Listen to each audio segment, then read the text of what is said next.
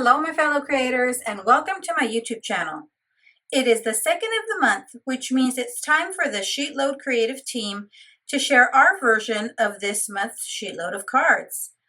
The Sheetload of Cards is a sketch, cutting guide, and full supply list provided free to all of Call Me Crafty Al's subscribers. I will be sure to link to Call Me Crafty Al's channel in the description box below.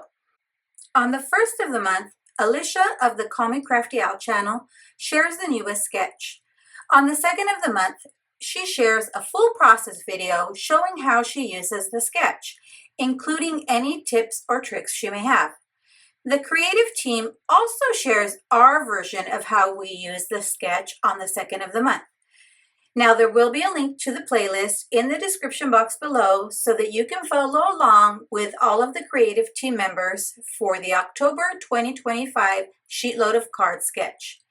Be sure to use the hashtags on the sketch when sharing on social media. This way we can see what all our crafty friends have made. Now, the sketch shows what supplies are needed, how many cards it will yield, and this month it yields 8. The dimensions, any special instructions there may be, and alternatives such as changing the size or shape of the focal point.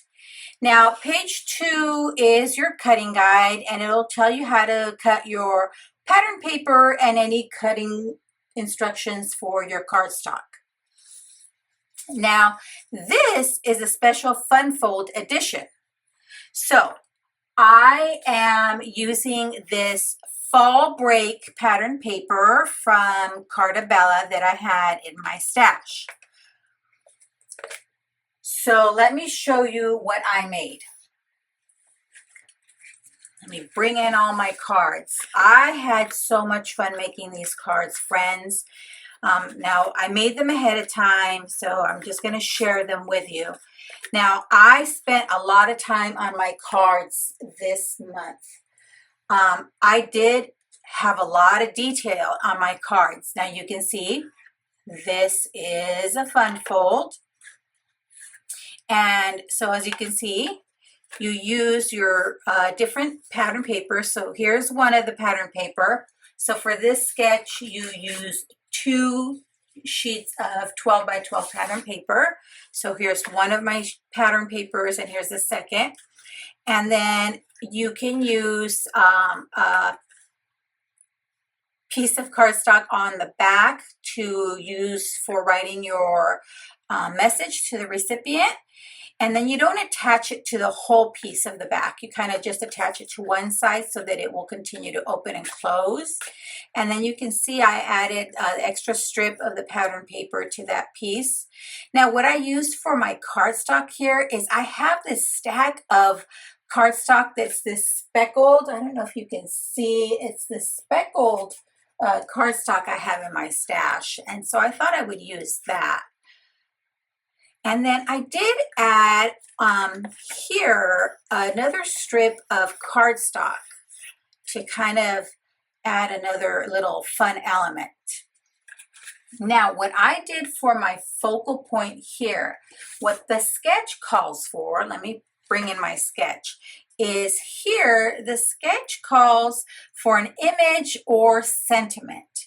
And it calls for a 3-inch circle. Now, what I decided to bring in to make my focal point was my large die of the month from September 2025 from my Spellbinders clubs. So this is the Acorn Acres large die of the month from Spellbinders. And I'll make sure to link to what I can in the description box. So this was a lot of die cutting, friends. I was die cutting 8 of each of the elements. So 8 of the acorn and the little squirrel and all the little elements, the doors, the windows. I used a scallop circle, and then, I used another piece of the pattern paper for a circle here, the circle layer behind the acorn. And in that die set, there was also this die cut sentiment. It says happy. So it's just the happy. but there was no shadow die for this. So what I decided to do, and I've done this on other occasions, is I just grabbed some of my coordinating cardstock. So the same cardstock I think that I used, where is it? For this, yes, the cardstock that I used for here. I just grabbed a piece of that cardstock. I don't have that one handy, but I just grabbed the die and I flipped it in that direction, and then I just got my pencil and traced around it. And once I traced around it, I did that 8 times because I needed it for my 8 cards. And once I had that traced, I just put this in my brother's scan and cut it out. And then I had 8 shadows for my sentiment. I could have fussy cut it too. I didn't have to put it in my scan and cut, but I did that. And then I had what I needed. And then this little sentiment, the fall sentiment, was actually that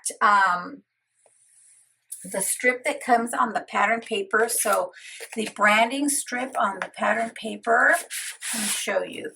See how it says fall break right here? I just kept the branding strip when I cut down my pattern paper and then trimmed that out and used that there so that it says happy fall.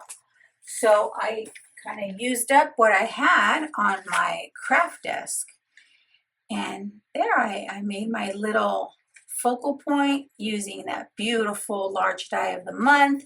I made my own shadow layer for the die cut sentiment. I used the word fall from the branding strip on the pattern paper. I used this little speckled paper from my stash. I used the leftover strips from the pattern paper for the back layer. I think these cards turned out beautifully.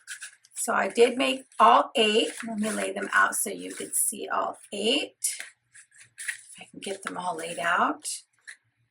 But they turned out so pretty. I love this. At first I was kind of thinking, oh boy, fun fold. I don't know if I'm going to be able to get this done right, but I love the way they turned out. Thanks for sticking around to the end. I'd be thrilled if you subscribe to my YouTube channel or follow me on any of my other social media platforms. As always, have a beautiful, safe, and creative day. Thanks for watching. Bye.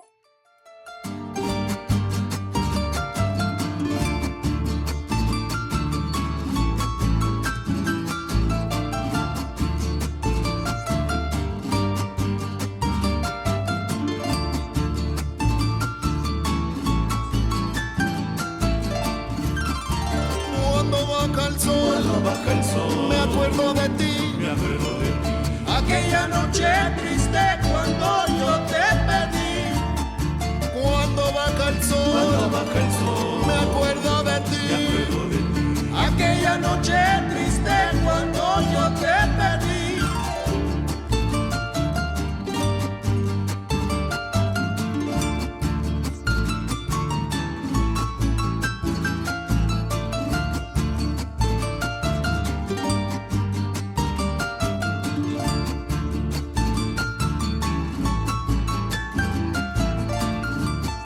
Cuando baja el sol, solo pienso en ti, y en el momento que te acercaste a mí.